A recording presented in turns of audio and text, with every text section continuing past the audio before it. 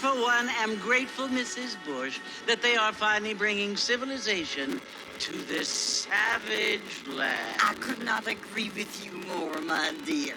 My daddy settled this land, and I know he'll be looking down on us. Please, help the neighbors. Yes, they've lost their land, but they've gained access to heaven.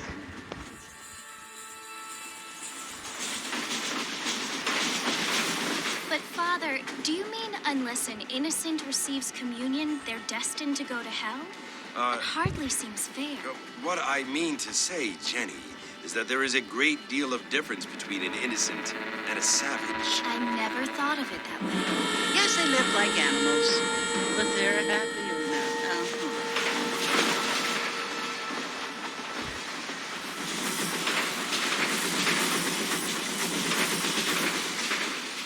Not only do people now have motor cars, Father, but I heard that pretty soon we will be able to fly. No, only angels can fly, Jenny. No, apparently people can fly. Didn't you hear? Out in Kansas, a man even got a car to fly. I hardly think so, Jenny.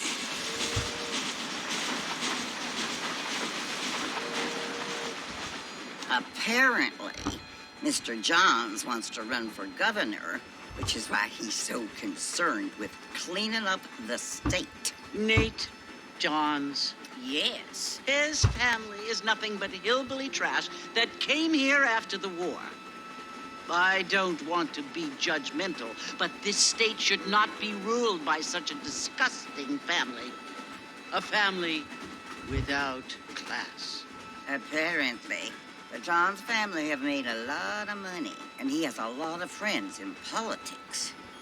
Mrs. Bush, money isn't everything. There are many things that money cannot buy. It seems that money can buy voters, though.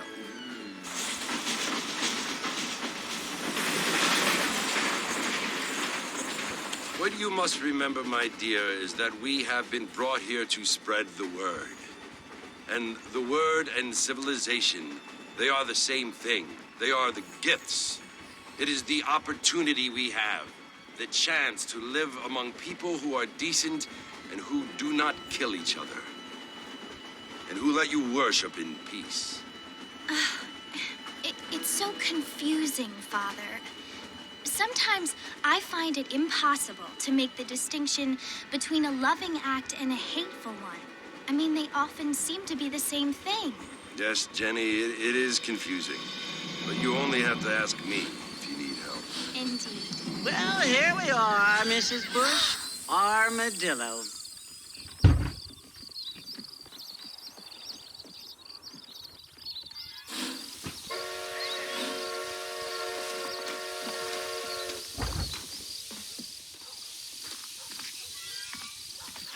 Good evening there.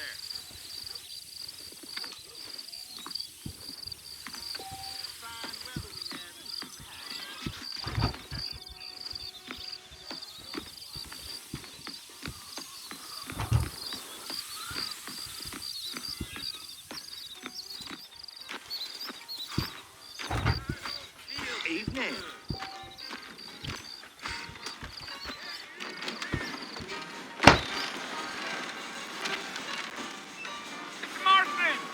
Mr. Marston, over here!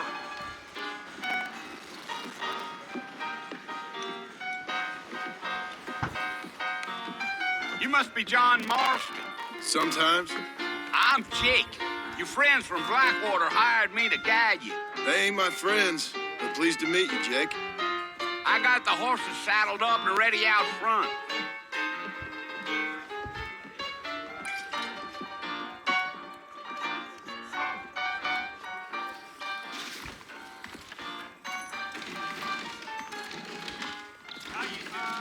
I don't think so.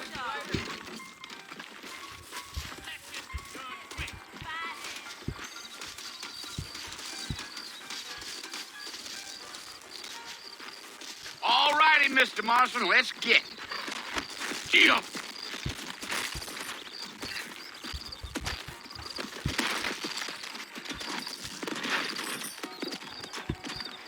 Take it easy until we're out of town. Ain't no point in causing a ruckus.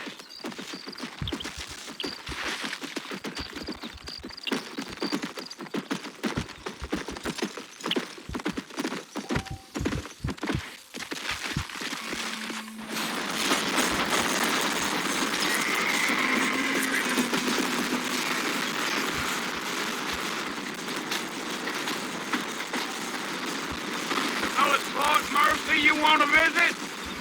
That's right. Ain't taking nobody up to the fort in a long time. Strange place for a decent fella to want to visit, if you don't mind me saying. Who said I was a decent fella? It's been abandoned for years now. Folks say it was built during the Mexican War. All kinds of soldiers around back then. Why'd they leave? I ain't entirely sure.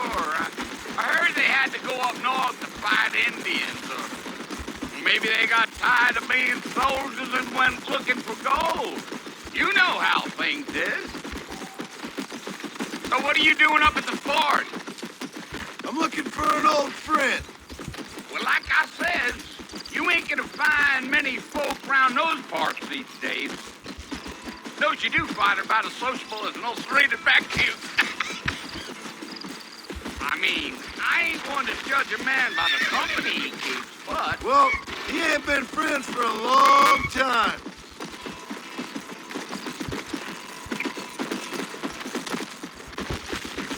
Yeah! Yeah.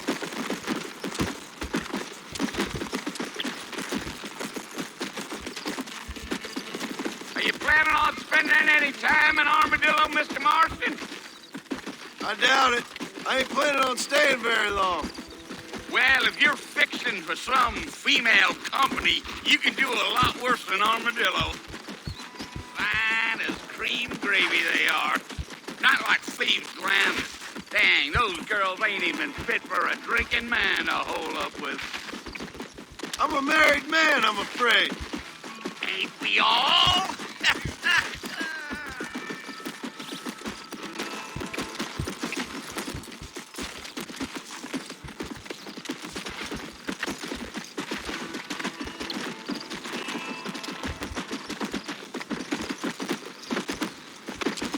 Yeah. So it was the marshal who hired me. Lee Johnson. Do you know him? I think I heard his name. Says he got a telegram from some Blackwater big bugs asking for a guy. I guess it's none of my business. That's right.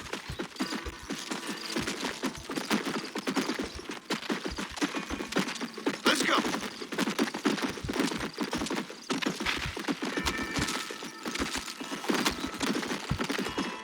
You ain't very talkative, are you? Nope. I'm just chewing the dog, mister. It's how I am. I don't mean nothing by it. Trust me. There's things you better off not knowing.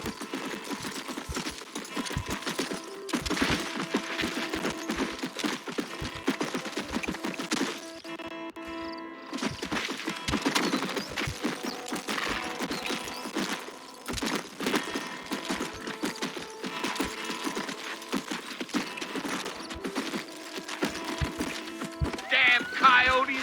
What a waste of good meat.